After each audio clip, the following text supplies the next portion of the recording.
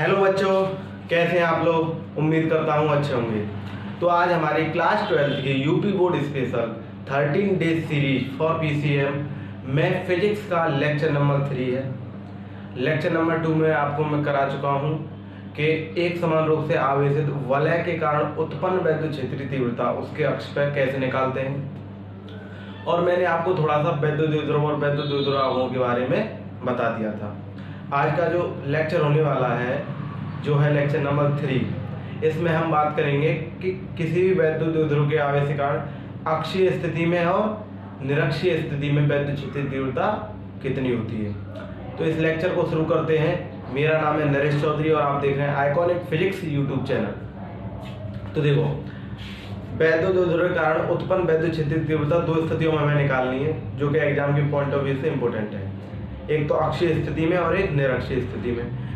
तो सबसे पहले मैं तुम्हें आपको थोड़ी सी नॉलेज देने वाला हूँ। आप नोट डाल के लिखो इसको। नोट डाल लिया आपने, चलो।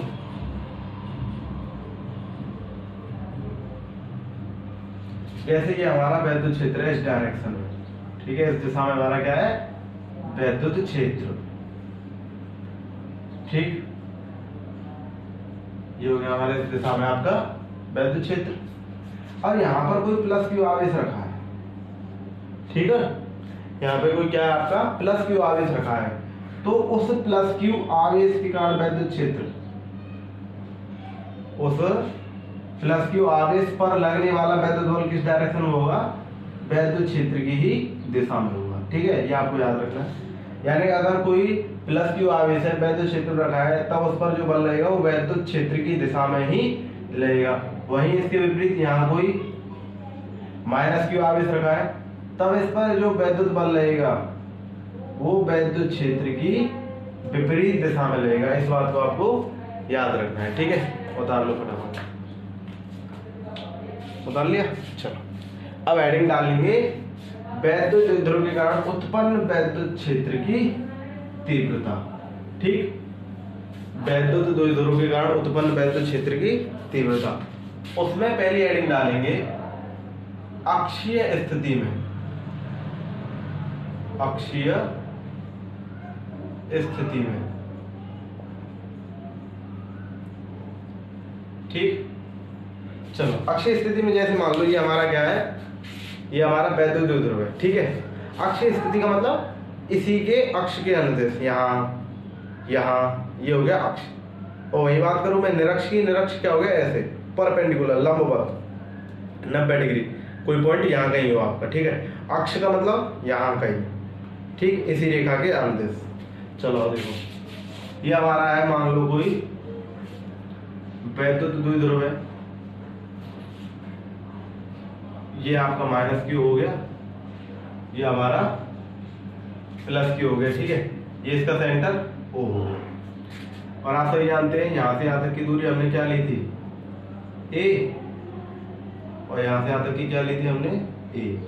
टोटल कितनी हो जाएगी, 2a। कहेंगे एल भी लिखा रहता है, कोई दिक्कत वाली बात नहीं, एल भी लिख देंगे, कोई दिक्कत नहीं, ठीक है। अब अक्षीय स्थिति में निकालना है, यानी कि इसी रेखा के अनुदेश ऐसे करके, सपोज यहाँ कहीं मान लिया हमने, जो इसका केंद्र है ओ, उससे स्मॉल x दूरी पर यहाँ कहीं बिंदु P है, ठीक है। वहां पे हमें क्या निकालनी है, वैद्युत क्षेत्र की तीव्रता। अब देखो सपोज दैट आप ऐसे मान के चलो कि वैद्युत क्षेत्र आपका S है, ठीक है। ठीक, तो देखो प्लस क्यू आवेश के कारण वैद्युत क्षेत्र की दिशा कहाँ होगी, इस डायरेक्शन में, वैद्युत क्षेत्र की दिशा में होगी, नहीं होगी, ऐसा हमने कंसीडर किया है थोड़ी देर के लिए, ठीक है। वैसे कंसीडर नहीं, कुछ और फॉर्मेट होती है इसकी, इस लेक्चर में तो नहीं बता पाऊंगा और किसी लेक्चर में आपको जरूर बताऊंगा। मान नहीं रहे, होता ही है यहाँ पे, ठीक है। देखो अब वैद्युत क्षेत्रीय दिशा इस तरफ है, तो मैंने क्या बताया, और ये प्लस क्यू आवेश, तो प्लस क्यू आवेश पे जो बल लगेगा वो इधर की ओर लगेगा, बल लगेगा वो इधर की ओर लगेगा ही नहीं लगेगा। क्या होता है फॉर्मूला, F=QE। बल भी इधर लगेगा तो वैद्युत क्षेत्र की दिशा भी इधर ही निकल के आएगी, ठीक है।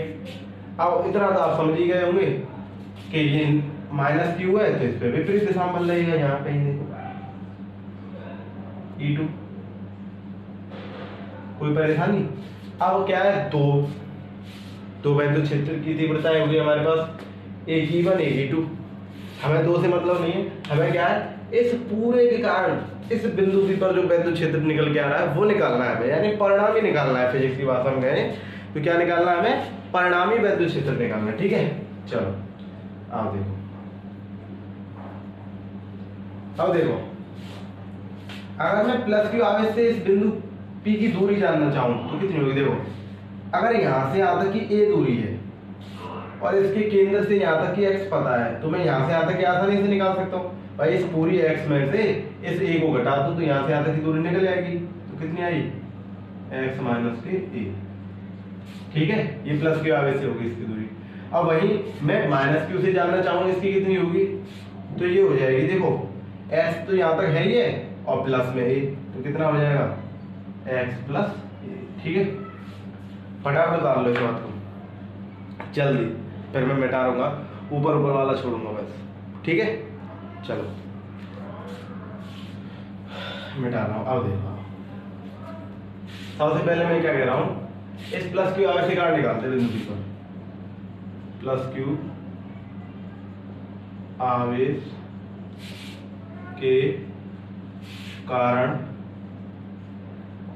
बिंदु P पर उत्पन्न वैद्युत क्षेत्र की तीव्रता। ठीक है, तो E1 बराबर निकल के आएगी 1/4 पाई एप्सिलॉन नॉट के Q upon R square. R यानी कि यहाँ से यहाँ तक की दूरी कितनी हो जाएगी, अभी निकाली थी हमने, x माइनस के a। होगी नहीं होगी यहाँ से यहाँ तक की दूरी, यहाँ क्या हो जाएगा, x माइनस a का होल स्क्वायर। ठीक है, इसी प्रकार मैं क्या करूंगा, माइनस क्यू के कारण निकाल लूंगा। इसी प्रकार मैंने क्या, माइनस क्यू के कारण निकाली, वो क्या है, माइनस क्यू के कारण, वो क्या हो जाएगी, E2 बराबर 1/4 पाई एप्सिलॉन नॉट। देखो वैद्युत क्षेत्र सदिश राशि है इसलिए माइनस के चिन्ह को नहीं लगाएंगे, सिर्फ परमाण लेंगे। ठीक है, अपॉन में R स्क्वायर, R का मतलब माइनस क्यू से यहाँ तक की दूरी क्या होगी, x प्लस a निकाली थी अभी, तो क्या हो जाएगा, x प्लस a का होल स्क्वायर। यहाँ तो कोई परेशानी, ये प्लस क्यू के कारण निकला, ये माइनस क्यू के कारण निकला, लेकिन हमें बिंदु P पर तो क्या चाहिए, परिणामी चाहिए। ठीक है, रिजल्टेंट वैल्यू चाहिए हमें इसकी। तो क्या करेंगे, तो हम जानते हैं कि हमने क्लास 11 में वेक्टर पढ़ा हुआ था, उसमें दो वेक्टरों का जब हम परिणामी निकालते हैं तो कैसे निकालते हैं, हमारे पास एक फॉर्मूला होता है। ठीक है, उसी का प्रयोग करेंगे हम। तो मिटा रहा हूँ ऐसे। ठीक है, चलो उतार लिया होगा। अब देखो क्या होता था, बिंदु P पर परिणामी वैद्युत क्षेत्र की तीव्रता, बिंदु P पर परिणामी वैद्युत क्षेत्र की तीव्रता। ठीक है, परिणामी निकालने का कुछ ऐसे आपने फॉर्मूला पढ़ा होगा, R बराबर रूट में a square plus b square plus 2ab cos theta. पढ़ा था नहीं पढ़ा था, जस्ट उसी जैसा हमें परिणामी निकालना है वैद्युत क्षेत्र का, तो ये लिख देंगे वैद्युत क्षेत्र या वैद्युत क्षेत्र तीव्रता, कोई दिक्कत नहीं। ठीक है, a की जगह क्या लिखेंगे, E1 और b की जगह E2, तो E1 का स्क्वायर प्लस E2 का square plus 2E1 E2 cos theta, कोई दिक्कत नहीं। cos थीटा क्या है, E1 और E2 के बीच में एंगल कितना बन रहा है, तो आप देख सकते हैं एंगल कितना बन रहा है, E1 और E2 के बीच में बन रहा है 180 अंश का कोण। ठीक है, तो थीटा वैल्यू में 180 अंश रख दूंगा, तो आप सभी जानते हैं cos 180 अंश की वैल्यू होती है -1, तो यहाँ क्या हो जाएगा, इसकी जगह पे -1, तो E बराबर क्या आ जाएगा, E1 का स्क्वायर प्लस E2 का स्क्वायर माइनस 2E1 E2। ठीक है, कोई दिक्कत नहीं। तो यहाँ से आप दिखाई दे रहा होगा आपको, ये फॉर्मूला बन गया a माइनस बी के होल स्क्वायर का, a माइनस बी का whole square, a square plus का माइनस 2ab, तो स्क्वायर से कट गया, रूट क्या बचा E1 माइनस के E2। ठीक, अब तो आप हमारे पास E1 की वैल्यू है, E2 की वैल्यू आसानी से सॉल्व कर पाएंगे। उतारो फटाफट। आ रहा है यहाँ तक कैमरे में? बिल्कुल आ रहा है, एकदम स्पष्ट आ रहा है, कोई दिक्कत वाली बात नहीं है। चलो मिटा रहा हूँ, ठीक है। E1 minus E2। अब देख,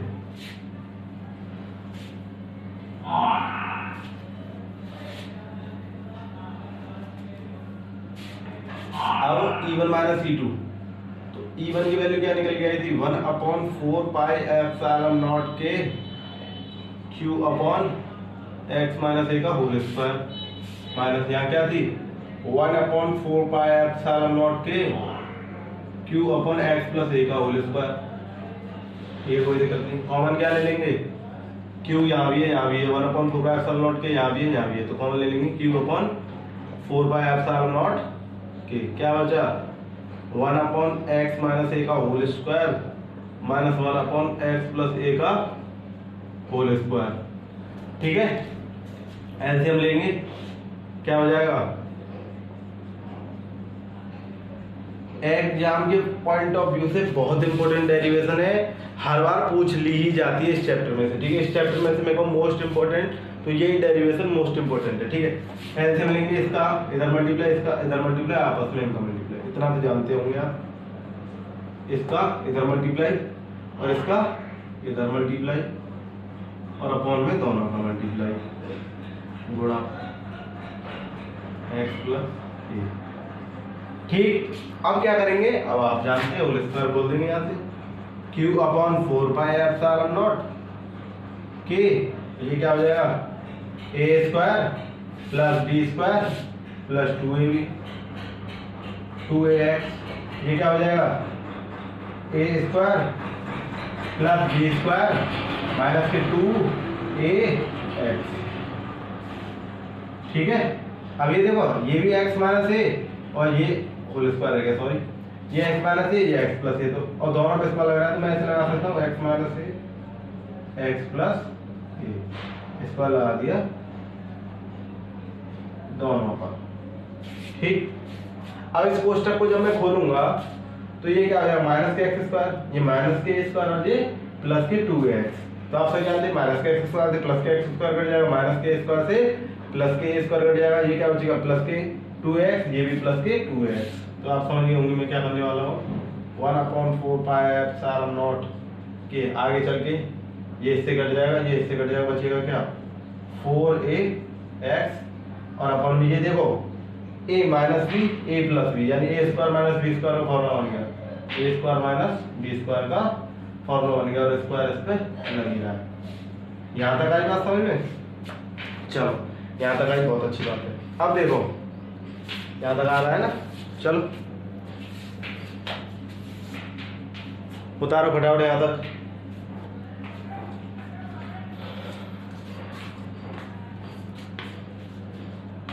ठीक है, अब देखो मैं डाल रहा हूं इसको, यहां से उठाता हूं।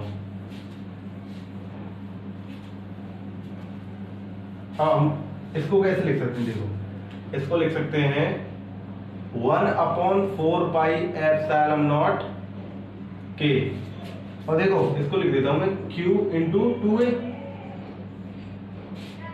2a अपॉन में क्या है?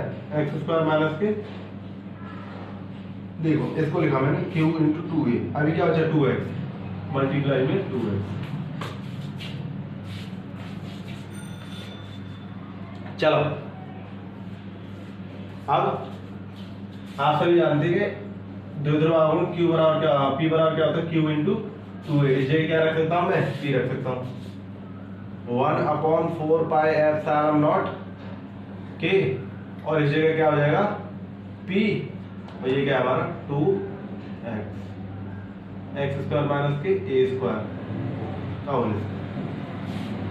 ये निकला है इसका फॉर्मूला, और मात्रा जानते हैं न्यूटन प्रति कूलम। अब लेकिन यही नहीं, इसमें कंडीशन बन सकती है। कैसे? देखो, कंडीशन फर्स्ट क्या हो सकती है? कंडीशन फर्स्ट, कंडीशन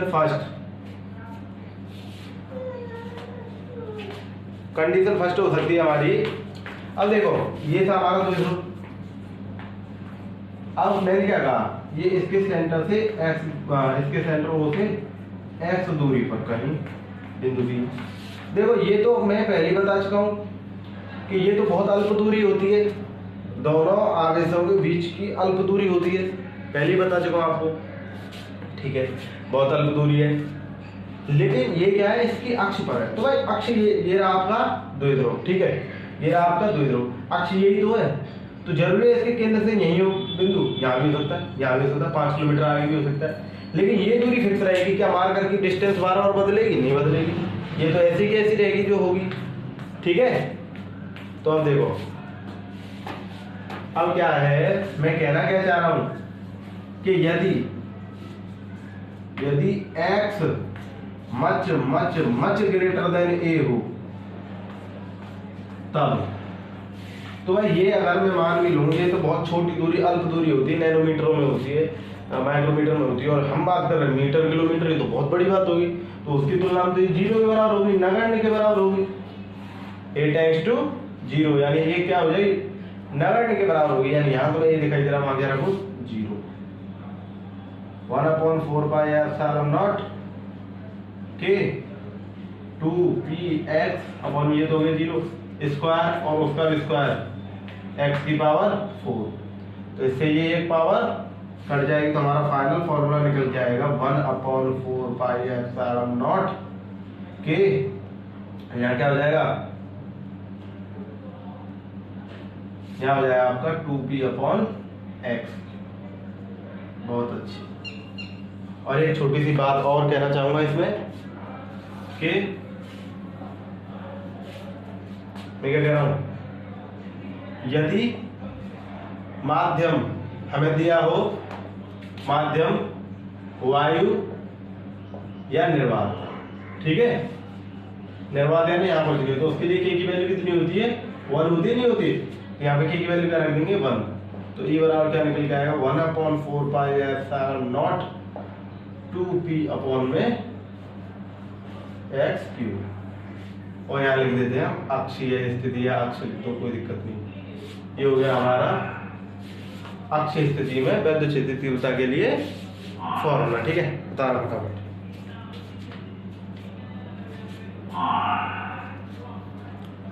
उतार लिया, चलो मैं इंक डाल लेता हूँ, तो आप और उतार, नहीं उतरा हो तो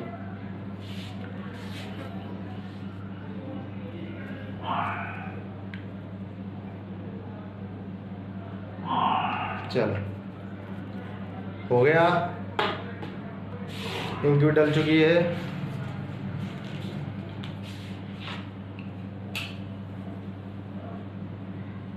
अब बात करते हैं, अब हमारी बात चलेंगी निरक्षीय स्थिति में। ठीक है, ये तो हो गया अक्षीय स्थिति का। अब बात करते हैं निरक्षीय स्थिति में।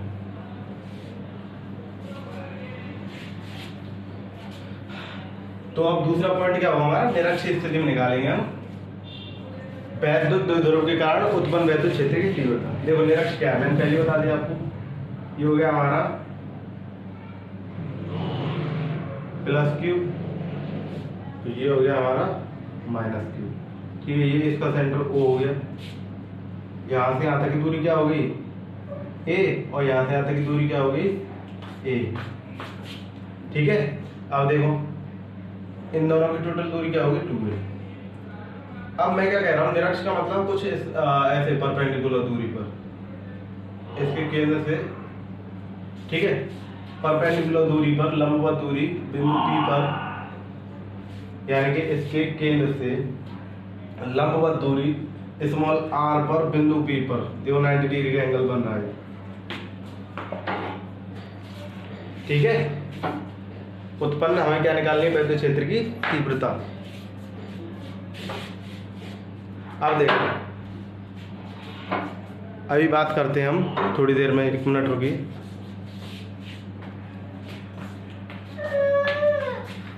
अब देखो कैसे निकालेंगे, मैं क्या कहना चाह रहा हूं, ये इसका केंद्र है, इससे लंबवत दूरी लंबवत यानी कि इसके केंद्र से ऐसे 90 डिग्री पर स्मॉल आर दूरी पर बिंदु P पर हमें क्या निकालनी है, वैद्युत क्षेत्र तीव्रता निकालनी है। चलो आप देखो, अब वही बात फिर करूंगा मैं तुम्हारे लिए। देखो ये क्या है हमारा प्लस क्यू आवेश, अगर मैं इस बिंदु पे इसके कारण निकालूं तो वैद्युत क्षेत्र तीव्रता बाहर की ओर E1, ठीक है, ऐसे करके थोड़ा डायग्राम टेढ़ा बन गया, दोबारा बनाते हैं, क्या करना है नरेश, ऐसे करके,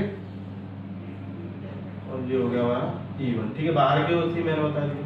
अब इसी बिंदु पे इसके कारण निकालूं तो आप सभी जानते हैं क्या हो गया, ऐसे करके अगर मैं निकालूं, इसको डैश डैश फॉर्म में कर देता हूं, ठीक है। अब माइनस क्यू के कारण इस बिंदु पे निकालूं तो आप सभी जानते हैं अगर वैद्युत क्षेत्र ऐसे होगा तो हम क्या मानेंगे, क्या हमारी वैद्युत क्षेत्र की दिशा किधर होगी, इधर की ओर, अंदर की ओर। भाई माइनस क्यू आवेश की ओर ही तो होती है वैद्युत क्षेत्र की विपरीत दिशा में।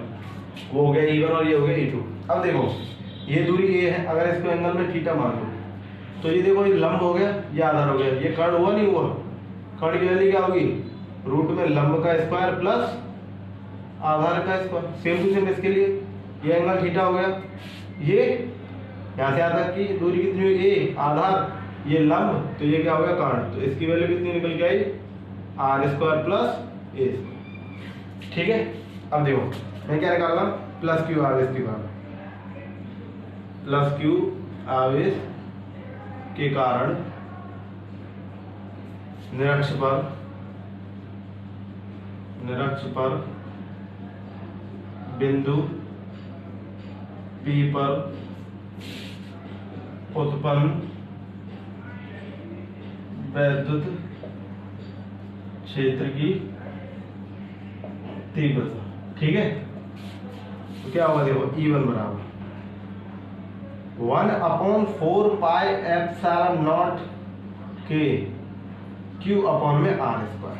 तो देखो यहां से आधा की दूरी तो ली जाएगी, बिंदु और आवेश के बीच की दूरी तो कितनी है, रूट में R स्क्वायर प्लस ए स्क्वायर।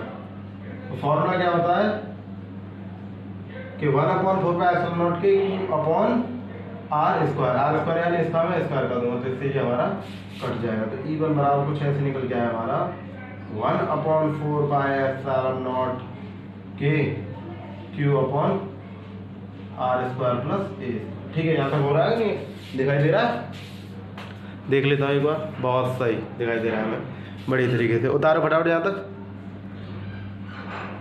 उतार लिया। चलो अब ऐसे मैं क्या करूंगा, माइनस क्यू के कारण निकालूंगा। अब देखो माइनस क्यू के कारण क्या निकालते हैं हम, माइनस क्यू के कारण भी देखो सेम टू सेम निकल के आएगा, यहाँ लिख देता हूँ, यहाँ तक हो गया। अगली लाइन में लिखेंगे माइनस क्यू आवेश के कारण निरक्ष पर बिंदु P पर उत्पन्न वैद्युत क्षेत्र की तीव्रता। तो सेम टू सेम फॉर्मूला होगा 1/4 pi epsilon not Q upon R तो यही रहेगा भाई, सेम टू सेम है, दोनों कर्ण थे तो दोनों की वैल्यू समान थी, तो रूट में R स्क्वायर प्लस स्क्वायर लगेगा तो स्क्वायर से रूट कट जाएगा, तो ये क्या हो जाएगा जस्ट E2 हो जाएगा, ठीक है। E1 और E2 क्या है हमारे एक समान निकल के आए, ठीक है, कोई दिक्कत नहीं। अब क्या करें, अब यहाँ तो एंगल भी नहीं पता चल पा रहा, अक्षीय स्थिति में तो हमें पता चल गया था E1 और E2, तो उन्हें बड़े आसानी से वो वाला फॉर्मूला लगा दिया था, रिजल्टेंट वाला तो हो गया। अब यहाँ क्या करें, तो यहाँ करने का क्या तरीका है, आप जानते हैं कि हम घटक निकालते हैं, क्या निकालते हैं, घटक, ठीक है। तो घटक करते हैं इसके, आप देखो यहाँ से उठा के मैं थोड़ा यहाँ रख रहा हूँ इसको, ठीक है, अच्छा समझ में आएगा। ये रहा आपका E1, ये रहा आपका E2, ठीक है, कोई दिक्कत। अगर मैं देखो अगर ये एंगल थीटा है तो ऐसे में इसके पैरेलल में कोई लाइन खींचूंगा तो ये एंगल भी थीटा होगा, ठीक है। और आप सभी जानते हैं देखो जेड की सी पोजीशन बन रही है, ऐसे करके जेड, और ये एंगल थीटा है तो तुम्हारा ये एंगल भी थीटा होता है, ठीक है। आप देखो मैंने क्या किया, जैसे हमें पता है कि ये एंगल क्या है हमारा थीटा है, तो अगर इसके दो घटक करूंगा तो थीटा के साथ वाला क्या निकल के आता है, कॉस वाला घटक, यानी क्षैतिज घटक, ये क्या हो जाएगा E1 cos थीटा, और ये क्या हो जाएगा E2 sin थीटा। सेम टू सेम इसके साथ हमें पता है ये भी एंगल कितना है थीटा, तो इसके लिए थीटा के साथ वाला घटक क्या निकल के आएगा E2 cos थीटा क्षैतिज घटक, और बिना थीटा वाला क्या निकल के आएगा E2 sin थीटा, ये E1 है, सॉरी E2 sin थीटा, ठीक है। अब गौर से देखो, E1 और E2 की तो वैल्यू बराबर आई है। E1 और E2 की वैल्यू हमारे पास क्या है, बराबर है। E1 बराबर E2, तो हम E1 sin थीटा कह लें और इसे भी E1 sin थीटा कह लेंगे तो कोई परेशानी होगी नहीं हमारे पास। तो देखो ये भी E1 sin थीटा मान के चलो और ये भी E1 sin थीटा, या आप मान सकते हैं ये E2 sin थीटा, ये भी E2 sin थीटा। तो देखो परिमाण दोनों के बराबर है क्योंकि E2 की वैल्यू और E1 की वैल्यू एक ही है। परिमाण दोनों के बराबर है लेकिन दिशा दोनों की विपरीत है। तो वही बात हो गई, ये इसको ऊपर खींचेगा, ये इसको नीचे खींचेगा, ये इसको ऊपर खींचेगा, ये इसको नीचे खींचेगा, तो पॉइंट पे तो कोई फर्क पड़ने वाला नहीं। तो ये दोनों क्या कर देंगे, अपने एक दूसरे के प्रभाव को क्या कर लेंगे, निरस्त कर देंगे। बचा क्या, E1 cos थीटा भी इसी डायरेक्शन में, E2 cos थीटा भी इसी डायरेक्शन में, तो हमारी परिणामी वैद्युत क्षेत्रीय तीव्रता इसी दिशा में निकल आएगी। तो समझ चुके हैं हम क्या करेंगे, चलो मिटा रहा हूं, ठीक है, उतार लो फटाफट, स्क्रीनशॉट ले लिया करो। चलो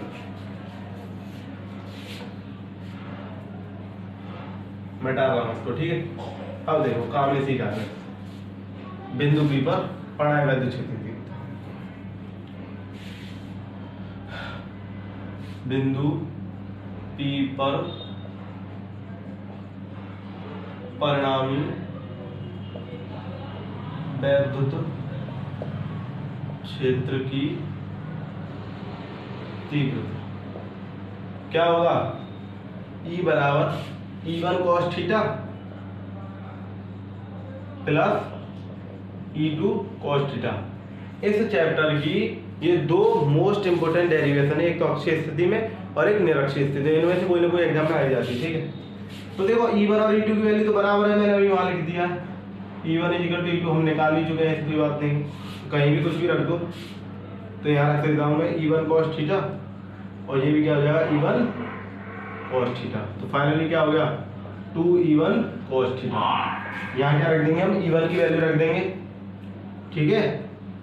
2 इंटू E1 की वैल्यू कितनी है, 1/4 पाई एप्सिलॉन नॉट के और Q अपॉन में x square plus a square cos theta. थोड़ा सा हमें थीटा की वैल्यू निकालने के लिए क्षेत्र की जरूरत पड़ेगी। आप देखें अपने चित्र में कुछ ऐसा था, ये r था, ये एंगल थीटा, ये एंगल 90, ये दूरी क्या थी x स्क्वायर, x नहीं लिया था हमने, आप लिया था, सॉरी यहाँ करते हैं, ठीक है, आई मिस्टेक, यहाँ क्या हो जाएगा r square plus a square, ठीक है। अब cos थीटा वैल्यू निकालना चाहेंगे हम यहाँ से, तो देखो cos थीटा बराबर क्या निकलेगा, cos थीटा बराबर होता है आधार बटे लंब। लाल बटे कक्का जानते हैं नहीं जानते यूपी बोर्ड वालों, आधार बटे कर्ण, सॉरी आधार बटे कर्ण, यानी कि a अपॉन में रूट में r square plus a square, ठीक है। यहाँ रखेंगे, इसको मिटाता हूँ, क्या हो जाएगा E बराबर 1/4 पाई एप्सिलॉन नॉट के Q और ये 2 cos थीटा वैल्यू क्या रखेंगे, a अपॉन में r square plus a square पहले से ही, और साथ में क्या आ गया रूट में r स्क्वायर प्लस a, ठीक है। यहाँ तो कोई परेशानी नहीं है, उतारो फटाफट, चलो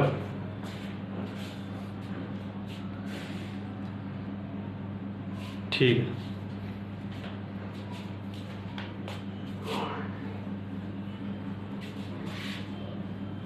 मिटा रहा हूँ, ठीक है। अब देखो ये तो आपको सभी दिखाई दे रहा होगा, Q इंटू 2a, E बराबर क्या होता है Q इंटू 2a, रख दूंगा। E बराबर क्या आ जाएगा 1/4 पाई एप्सिलॉन नॉट के, और ये क्या हो जाएगा P अपॉन, ये r square plus a square की पावर 1 है, और ये क्या r square plus a square की पावर क्या है 1/2, तो टोटल कितना हो जाएगा r square plus a square की पावर 3/2 न्यूटन प्रति कूलम। ये हो गया आपका फॉर्मूला। इसमें आगे क्या कर सकते हैं, अभी देखो मैं फिर कहूँ कि ये हमारा द्विध्रुव ध्रुव है, ये दूरी तो कितनी भी दूरी पर हो सकती है, r तो कितना भी हो सकता है हमारा, यानी हम क्या कह सकते हैं, यदि r much much much greater than a हो, तो क्या हो जाएगा a बिलोंग्स टू 0, क्या हो जाएगा a बिलोंग्स टू 0, यानी कि लगभग a टेंड्स टू 0, हटाओ या 0 रखते हैं हम। e बराबर 1/4 पाई एप्सिलॉन नॉट के p अपॉन क्या r स्क्वायर, और यहाँ क्या बचे 3/2, इससे ये कट गया, तो क्या आ गया 1/4 पाई एप्सिलॉन नॉट के p अपॉन r। ये कैसी कंडीशन हो गई, निरक्ष, ठीक है, न्यूटन प्रति कूलम्ब। एक बात और करना चाहिए, यदि माध्यम निर्वात या वायु हो, ठीक है, निर्वात या वायु हो तो क्या है, टी की वैल्यू 1, यहाँ की वैल्यू 1 रखेंगे, निरक्ष क्या हो जाएगा 1/4 पाई एप्सिलॉन नॉट, ये हो गया फाइनल फॉर्मूला। तो ये दो डेरिवेशन एग्जाम के पॉइंट ऑफ व्यू से बहुत इंपॉर्टेंट है, आप दोनों को अच्छी तरीके से कर लें, वीडियो को बार बार रिवाइज करें, क्योंकि इनके एग्जाम में आने के चांस ज़्यादा होते हैं और हर बार आती हैं ये, ठीक है। तो पढ़ाई करते रहें, ऑल द वेरी बेस्ट।